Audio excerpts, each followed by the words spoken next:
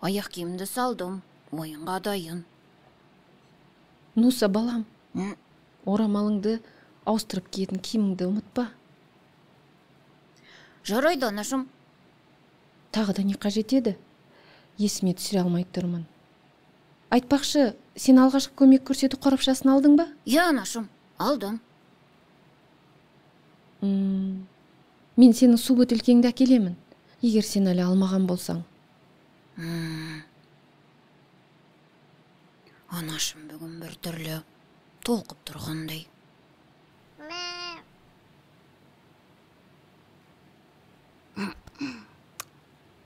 Жарайды анашым, мен кетуім керек. Нуса.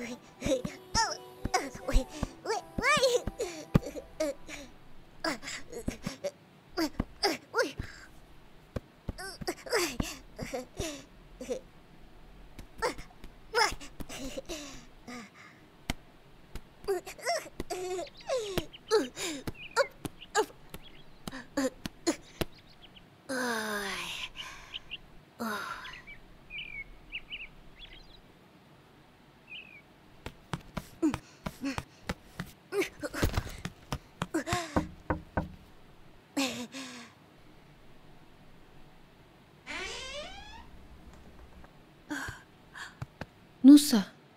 Футбол мектебі, оқушының жеке деректері.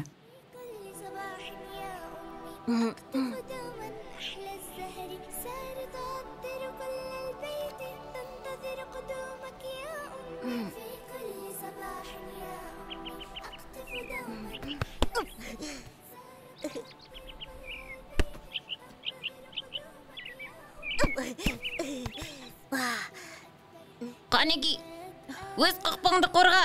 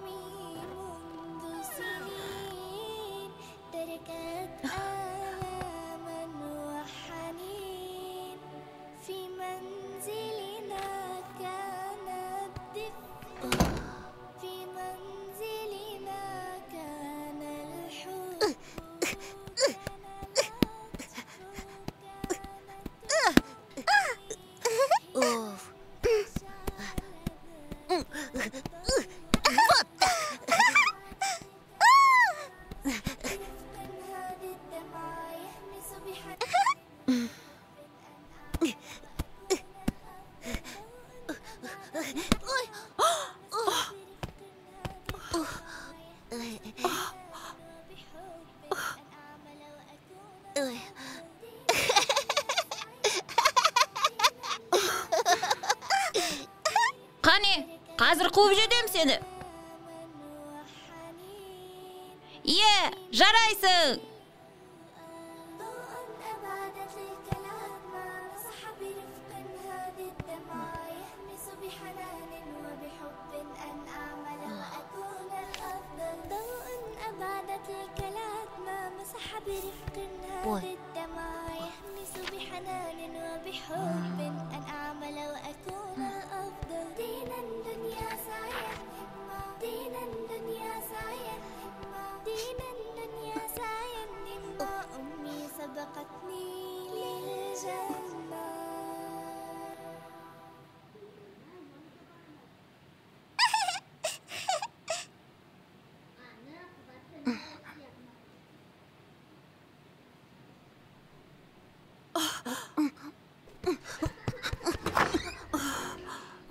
Анашым! Рара, анамыздың дәрісін алып кел.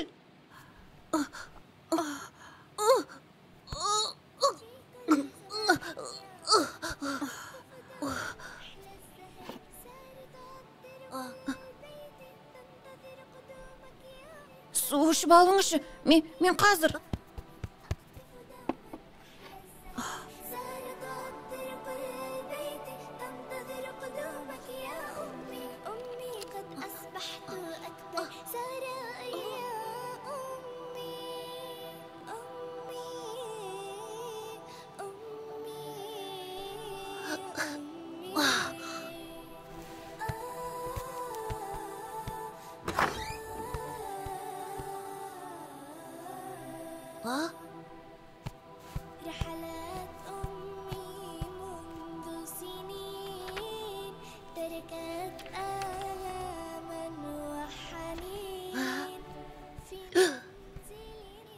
Керемет, рахмет, анашым.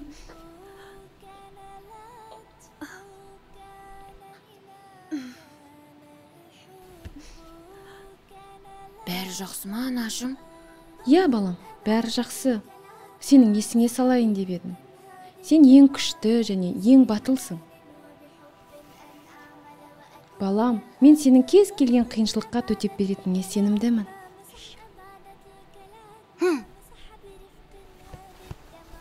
Ағатай, біз сенімен біргеміз. Рахмет, анашым. Ассалауму алейкум. Уалейкум ассалам.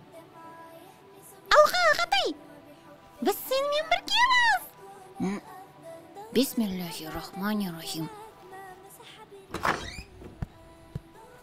Алла тағала үшін сыртқы келбетіңіз емес, таза жүрегіңіз бен адал жаныңыз маңызды. Мен анам сияқты болғым келеді. Қандай күшті? Ағасы, оған қара. Ол сондай күшті. Ра. Мен өскенде супер қаһарман сияқты боламын. Супер қаһармандар тек кинода ғана бар. Мұның бәрі ойдан шығарылған. Нағыз супер қаһарманның кім екенін білгің келе ме? Міне, нағыз супер қаһарман біздің анамыз. Анашым?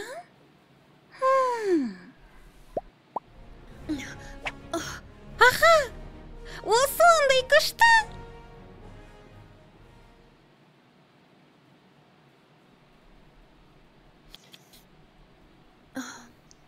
Анамды тіпті қалмайды екен.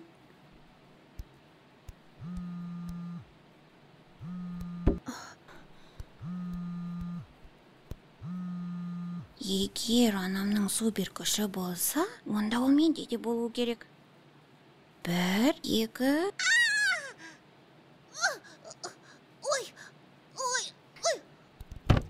О, Аллам, суды кім құлатып кетті екен?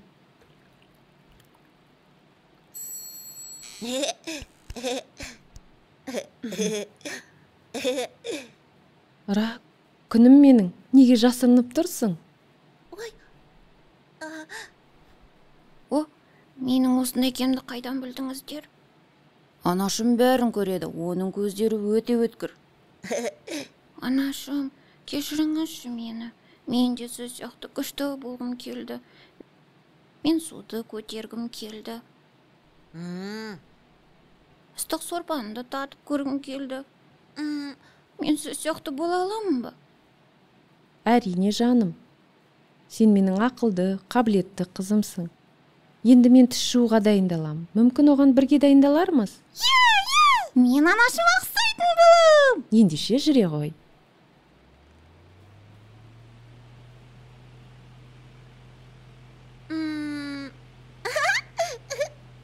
Сонымен саған тіс пастасын берейін бе? Әрине. Бірақ сенде өзіңнің балаларға арналған тіс пастасы бар ғой.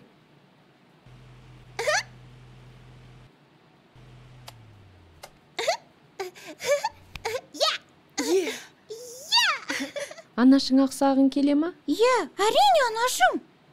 Қызым менің. Жақсылықтың сыйы мейірімділік. 3 бөлім. Жаңбыр алдыңда қолшатырыңды дайында.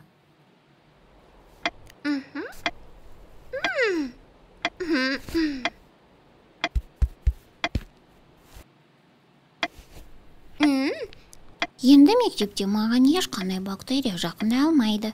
Ешқандай. Мен жаңбыр жаумай тұрып қолшатырымды да дайындап қойдым. Сен жаңбыр жауып жатыр деп ойлайсың ба? Бұл арнайы киім мені кез келген микробтардан қорғайды. Біздің мұғалім бұл күндері ауа райы өзгеруі мүмкін деді. Біз әртүрлі микробтарды жұқтырып алуымыз мүмкін. Сондықтан қолшатырымызды алдын ала дайындап қоюымызды сұрады. Қолшатырымды не үшін дайындағанды енді түсіндіңіз бе? Микробтарды жұқтырып алмас үшін. Микробтармен осылай күресудің қажеті жоқ, Ра. Егер өзіңді микробтардан қорғағың келсе, осымен қолдансаң болады. Иісі қандай керемет! Бұл мускустың иісі. Мускустың? Бұл Расулалланың ең сүйікті иісі. Мен қазір жуынамын.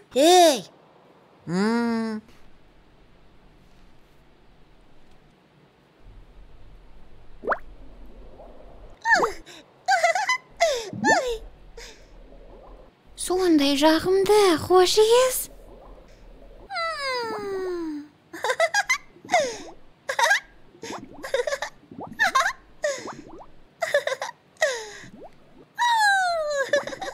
Тазалық! Ра!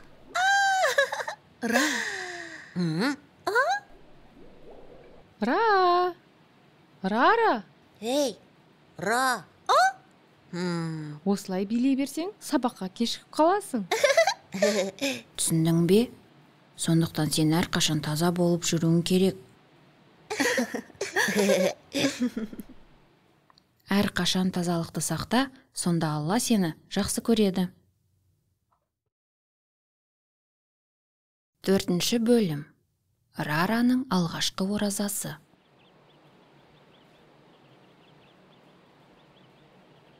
Нуса, Рара, азан шақырылуына аз уақыт қалды. Екеуің де тістеріңді тазалап, жақсылап шайыңдар. Тамақ қалдықтарын қалдырмаңдар. Оразаны тұту үшін ниет пен дұға жасауды ұмытпаңдар. Әрине, анашым. Енді аз қалды. Алла сақтасын. Сен әлі жеп отырсың ба? Кешеден бері аузыңды тыймай сәресіне дейін тамақтануды тоқтатқан жоқсың. Шаршамадың ба? Бұл менің алғашқы оразам. Көбірек тамақтанып алсам, ауыз ашарға дейін қарным ашпайды. Әдеттегідей тамақтансаң болады. Қарныңды тыңқитудың қажеті жоқ. Түсіндің бе? Мен әлі кішкентаймын. Соны ұмытпағаныңыз жөн, ағатайым. Сылтау тауыпсың. Намаз уақыты жақындап қалды. Жүр, тісімізді тазалайық. Өзіңіз тазалай беріңіз, мен кейінірек барам. Неге олай? Сен тісіңді әдейі тазаламайсың, солай ма? Қарның ашқанда тамақтың қалдықтарын жеуге және аштықтың зардабын шекпес үшін ғой бұның бәрі. Әрине. Әрине олай емес. Біз тамақ ішкеннен кейін және ұйықтар алдында тісімізді тазалауымыз керек. Тамақтың қалдықтары бізге ораза ұстауға көмектеспейді. Керісінше, олар тіс кариесін қалыптастырады және одан тіс ауруы мүмкін, себебі ауыз қуысына бактериялар түседі. Сәлем, мен тіспін. Мен сенің аузыңда тұрамын. Мені үнемі тазалап тұрсаң, мен әрқашан сау және әппақ боламын.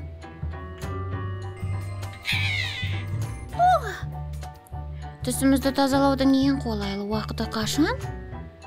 Тамақ ішкеннен кейін және ұйықтар алдында мені тазалауды ұмытпаңыз. Пайдалы тағамдарды жеңіз.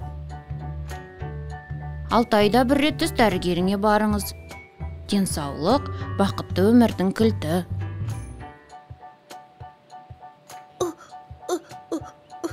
Не істеп жатырсың, Ра? Сен менің тісімді неге тазалап жатырсың?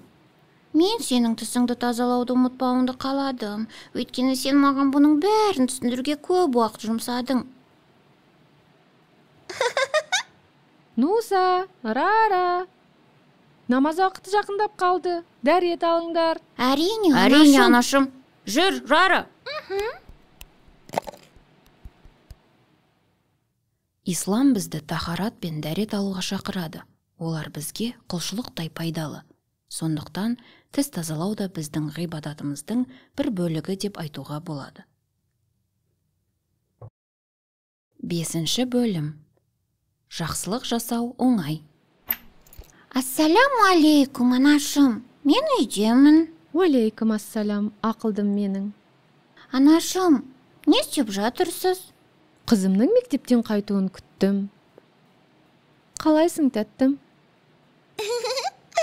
Білесіз бе, анашым, бүгін менің құрбы қыздарымның бірі мектепке жаңа әдемі сөмкемен келді. Тағы үстінде қояны бар. Маған қатты ұнады. Мүмкін маған да сондай сатып алармыз? Сенің сөмкеңде жаңа ғой, күнім. Бірақ анашым, менің 2 сөмкем болса, мен оларды кезекпен киіп, олардан жалықпас едім. Неге жалғасың? Менің орамалыма қарашы, көрдің ба? Аха. Анашым, бір орамалмен жүруден жалықпайсыз ба? Бастысы, киімдерің таза және жарасымды болса, еш нәрсесі жоқ. Ақылдым менің. Сондай-ақ, бұл менің сүйікті орамалым.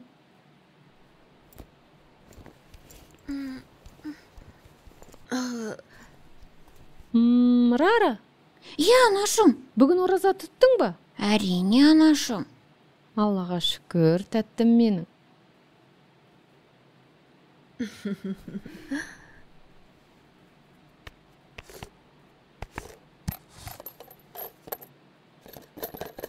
Өте жеңіл.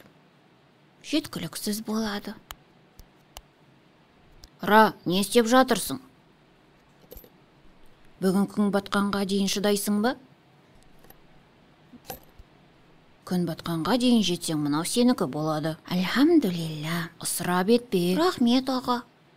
Мен әрқашан сізге дұға жасап, сіздің жәннатқа кіруіңізді сұраймын. Әмин. Тоқтаңыз, бұл халал ма? Сонша ақшаны қайдан алдыңыз? Әрине халал. Бұл ақшаны маған Алла жіберді. Алла жіберді ма? Бұл Алладан келген ризық. Мен бұл ақшаны пластик қалдықтарын тазалауға көмектескенім үшін алдым. Су, сабын, пластик бөтелкелерді жинадым. Қолымнан келгеннің бәрін жинадым. Егер мен көбірек жинасам, қайтадан марапаттайды. О, енді түсінікті.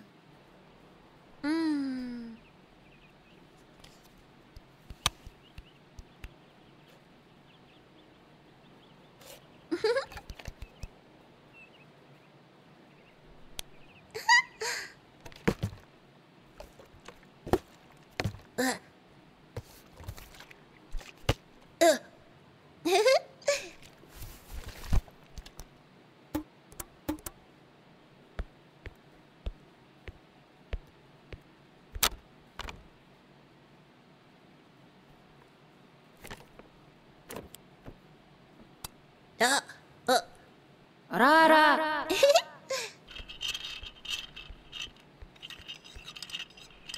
Керемет! Жоқ, сөмкем жыртылып қалыпты. Анда.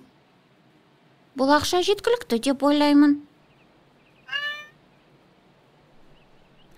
Аллаға шүкір, Алла тағала ифтарымызға ризық берді. Енді тарауих намазын оқуға дайындалайық. Жарай ма, Нуса, Рара? Әрине, анашым. Анашым, Алла бізге тағы ризық жіберді. О, жарығым менің. Жаңа сөмке сатып аласың ба? Мен бұл ақшаны сізге жинадым. Жаңа орамал алып киіңізші. Менің қамқоршы қызым. Ақшаңды өзіңе қалдыр. Рара, сен үшін бір ерекше нәрсе бар. Мынаны оқышы. Ассаляму алейкум, менің қымбаттым. Сенің бұл күндерде көрсеткен еңбекқорлығың мен шыдамдылығың үшін әкең екеуміз сені мақтан тұтамыз. Әрбір істеген жақсылығың өзіңмен бірге мейірімділік әкеледі. Осы қасиетті Рамазан айында Алла тағала иманыңды одан сайын күшейтеді деп сенемін. Әр қашан жақсылықпен бөліс, менің кішкентай жұлдызым. Бұл шын мәнінде өте оңай. Сен соншалықты ақылды болғаның үшін ата-анаңды қатты қуанттың. Сол үшін саған алғысымыз шексіз. Бұл сөмке сенің зерігіңді жояды деп үміттенемін. Рара. Вау! Рахмет, анашым. Өте сүйкімді. Алланың өз сөзінде тұратынын ұмытпа.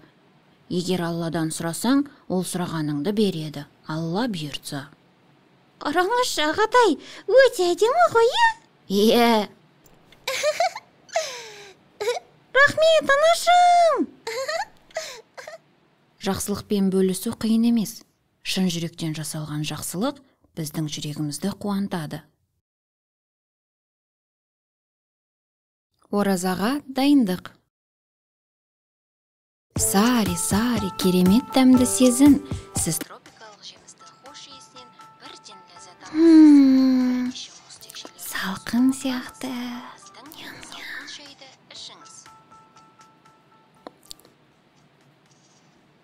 Рара. Ау, ағатай. Не істеп жатырсың? Мен сусынның жарнамасын көріп отырмын. Шөлдеп кеттім. Дұрыс айтасың. Әртүрлі сусындардың жарнамасы тым көп. Бұл яғни? Бұл мүбәрәк. Рамазан айына аз уақыт қалғанын білдіреді. Рамазан айы жақындап қалды. Алақай! Шырындар мен шай туралы жарнамаларды көрсек, біздің оразамыз бұзылады ма? Әрине бұзылады. О, тіпті қарағаннан да ма? Егер жарнаманы көргеннен кейін суды ішіп қойсаң, әрине ораза бұзылады.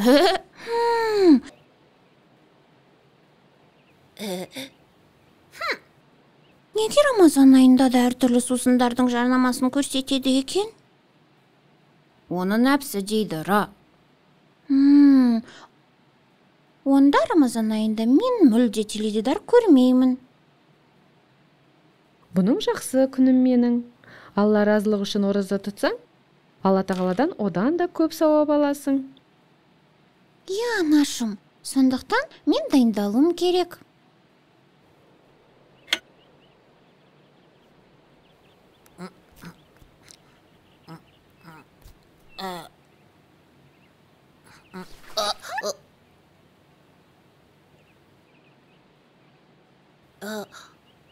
Неге сонша көп салып алдың, қызым?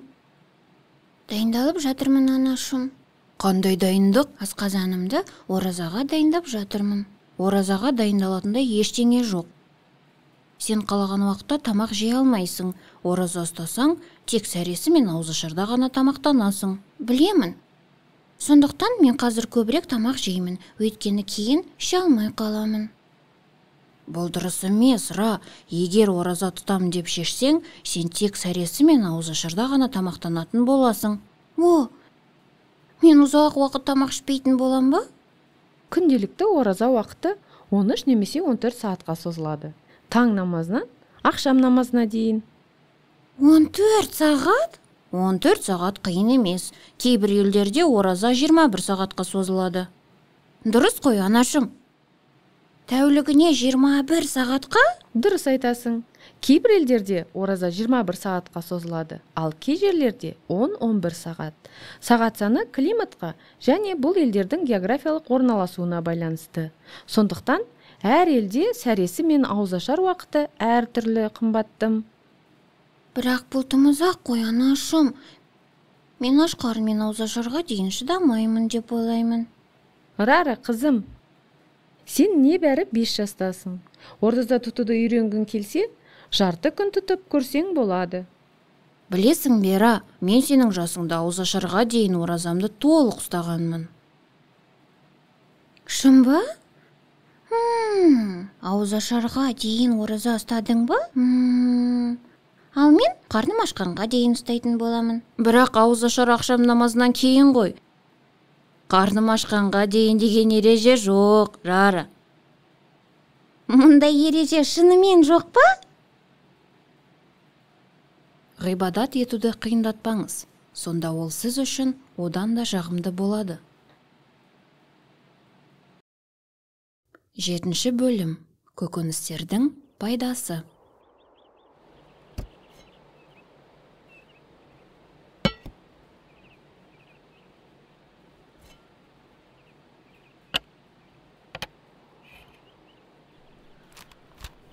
Нуса, Рара, тамақ ішуге келіңдер, дайын болды.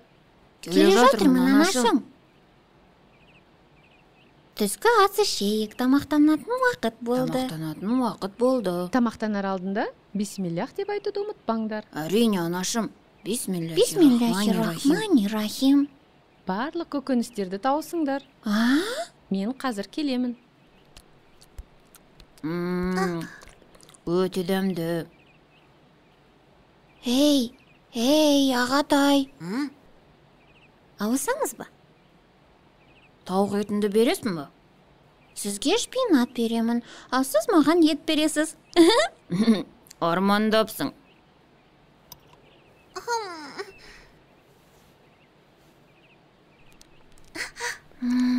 Анта, егер сау болғың келсе, шпинат же, жейсің ба?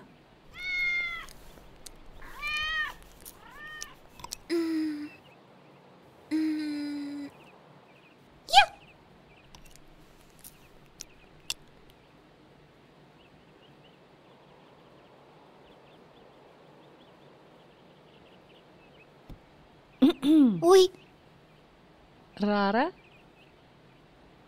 анашым. Сонымен жоспарың қандай, Ра? Анау, мен гарнирге көбірек шпинат қосқым келді. Шын ба? Көбірек салғың келді ма? Жоқ әлде... Иә, рас. Өйткені шпинат дәрумендерге толы. Солай ғой, анашым. Я, қандай керемет. Қане, қалай сүйсініп жейтініңді көрсетші маған, жаным.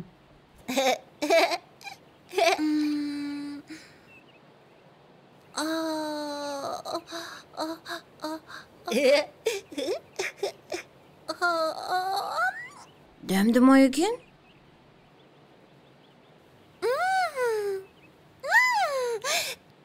Сондай дәмді? Қалжың ғой, е? Шпинат саған шынында да ұнады ма? Тағы шпинат маған! Иә, көкөністерді көбірек жеу керек. Сендер білесіңдер ма, шпинат бізге қандай пайда беретінін? Шпинат біздің денемізді күшті және сау етеді. Дұрыс айтасың, Нуса. Құран кәрімде де көкөністердің пайдасы жайлы көп айтылған. Мысалы, Әл-Анам сүресінің 99-шы аятында қандай көкөністер жайлы айтылғанын есіңде ме, балам? Өсімдіктің барлық түрлері, құрма, жүзім, анар. Жарайсың. Шпинат құрамындағы дәрумендер ағзаға өте пайдалы. Айтпақшы, мен жүкті кезімде шпинатты көп жеген едім.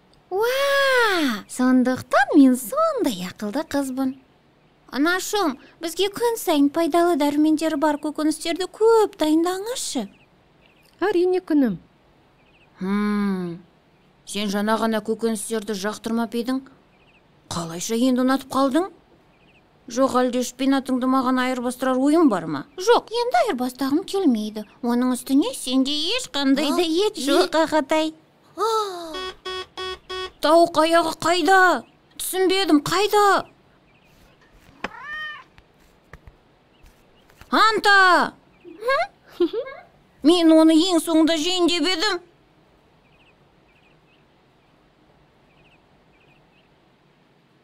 Аллахтың бізге халал еткен тағамдарын жеу ғибадаттың бір түрі болып саналады. 8-ші бөлім. Ертеңгіге қалдырма. Жексенбі 14. Асықпай ойланыңыз. Есіңізге алыңыз. Ол не болуы мүмкін? Дұрыс жауабы қандай екен? А. Асқабақ дақылдылар. Б. Көкөністер. В. Жемістер. Г. Бұршақ дақылдылар.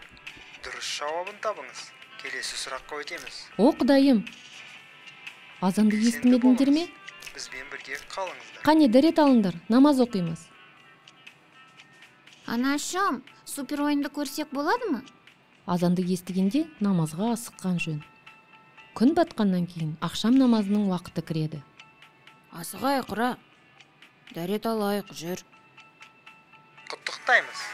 Сіз келесі айналымға өттіңіз. Құттықтаймыз. Ағатай, супер ойын басталды. Супер ойын? Соңғы Алақай. Балалар, Жарайды, анашым. Ра, жүр. Ойын бітіп қалатын болды. Нуса, кеш болды ғой. Сен үй тапсырмасын орындадың ба? Сабағыңды қайталадың ба? Сүрелерді қайталауды ұмытпа. Әрине, анашым, тағы кішкене көре тұрсам болады ма? Бүгін демалыс қой. Рара, сен ертеңге аяқ киіміңді дайындап қоюды ұмытпа. Иә, анашым. Қазір істеймін. Сондай қызықты, иә?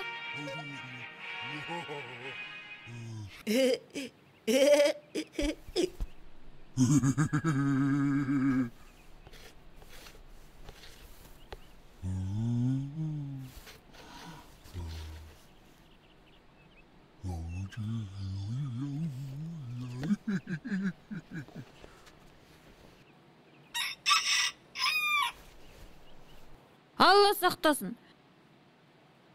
Үй тапсырмасы жайлы туралы ұмытып кетіппін. Ой, менің аяқ киімім су ғой. Анашым, кешірші бізді. Енді қайталанбайды, анашым. Біз демалыс күні кішкене жалқауландық. Кеше қанша рет естеріңе салдым. Сендер бәрін кейінге қалдырдыңдар. Әл-Бухари жинағынан хадистерде адамдарды шатастыратын екі сый туралы айтылған. Денсаулық пен бос уақыт па? Иә, сен бұны жақсы білесің. Енді бұл хадисті ұстан. Демек, біздің бос уақытымыз бізді шатастырады. Алла сақтасын. Шайтан адастырды бізді. Анашым, аяқ киімді киіп тұруге көмектесші. Үй жұмысын жасауға көмектесші. Жақсы, екеуіңе де көмектесемін. Рара, сен менен кейінсің. Неге? Мен бірінші сұрадым ғой. Қарашы, аяқ киімім су болып тұр. Мен бірінші үй жұмысын жасау керек. Мен біріншімін, анашым. Екінші жаттығуды түсінбедім. Бүгін бітерісті ертеңгіге қалдырма. Біткен іс, піскен жеміс. 9-шы бөлім. Ауырып қалған Рара. Қайырлы күн, анашым. Мен келдім. Қайырлы күн. Бисмиллах. Балмұздақ сатып алдың ба? Көп жеме. Әйтпесе тамағың ауырып қалады. Дәмдісін-ай.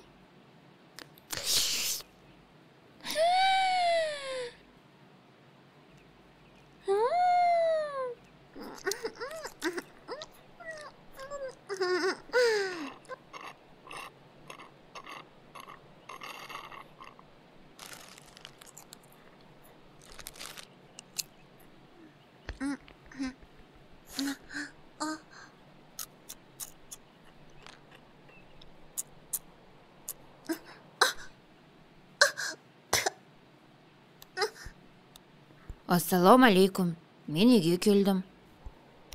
Ой, мынау не?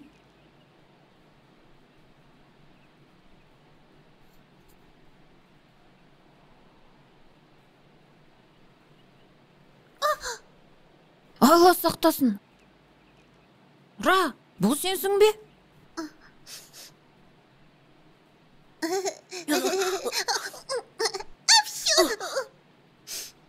О, бұның не? Түшкіргенде «Альхамдулиллах» деп айту керек. Сонда соған «Ярхамукаллах» деп жауап қайтарады. Мен бұны жай ғана түшкіру деп ойладым. Түшкіргенде мәдениетті түшкіру керек.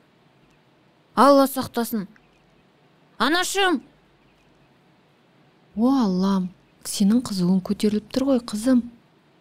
Иә. Балмұздақ көп жегеннен тұмауратып, мұрның да қызарып кетіпті. Ауырып қалыпсың, күнім. О, Алла, маған қызу керек емес. Мен төсек тартып жатуымды қаламаймын. Олай айтуға болмайды. Егер қызуың көтерілсе, демек Алла сені жақсы көреді. Жақсы көреді? Дене қызуы да күнәларды жуып шаяды. Сондай хадис те бар. Ауру сырқауды ұрсуға да болмайды. Сен анашымды тыңдамай қателік жасағансың ғой. Алла саған сырқатты қателігіңді түсіну үшін жіберді. Енді сен дұға жасап, сауығып кетуіңді сұрау керексің, қызым. О, мейірімді Алла, сауығып кетуімді нәсіп етші. Енді көп балмұздақ жемеймін. Сенімдісің бе, Ра? Шын жүректен сөз бересің бе? Енді балмұздақ жемейсің бе? Сондай дәмді. Эх, Анта, жаман мысық. Аға, сабырлы бол. Бұл да сондай сынап. Ауырған кезде шағымдану еш пайда әкелмейді. Алла тағалаға дұға жасап, одан шипа тілеген абзал. 10 бөлім. Ана махаббаты. Жасалды. Антаға жемін беру 2000. Меніңше осы жеткілікті. Олардың қолдарынан келеді деп үміттенемін. Нуса, Рара, мен кетіп барамын. Иә, анашым, кетіп барасыз ба? Анашым, тезірек оралшы. Сендер істейтін үй жұмыстарының тізімін жасап қойдым. Егер бәрі қолдарыңнан келсе, менің сендерге керемет сыйлығым бар. Парақты жоғалтып алмаңдар. Түсінікті, анашым. Сіз жазғанның бәрін орындаймын. Сосын әрине, сыйлыққа ие боламын. Аш көз болмашы, мен де сыйлық алғым келеді. Әй, тыңдаңдар мені. Жұмысты бөліп жасаңдар. Сыйлыққа екеуің де ие бола аласыңдар. Келістік пе? Мен кетуім керек. Ұрыспаңдар. Аха, бөлмелерді сыпырамын, еденді тазалаймын. Және бақшаны да жинаймын. Сосын 20 000 аламын. Бұл нағыз табыс. Алақай. Эй, анам жұмысты бөліп сендер деп айтты. Терезе жууға 2000, ыдыс жууға 2000. Қоқысты лақтырып, Антаға тамақ беру сонда қанша болады? 8000 болады. Жаман емес, Ра. Иә, бірақ сен көбірек аласың ғой. Бұл әділ емес. Жарайды. Онда барлық жұмысты бірге орындап, соманы теңдей бөлейік. Қалай, келістік пе? Келістік.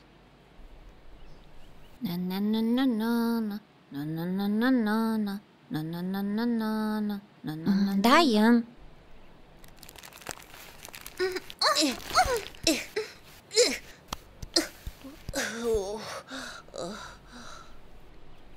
Бұл саған ақылдым. Жей ғой.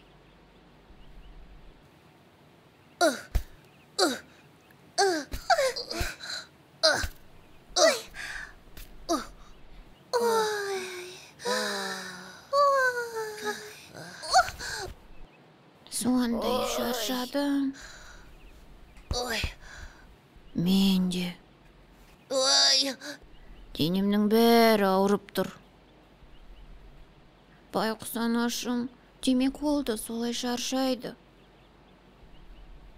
Алла сақтасын, сен дұрыс айтасың. Бұның бәрін анам күнде өзі жасайды.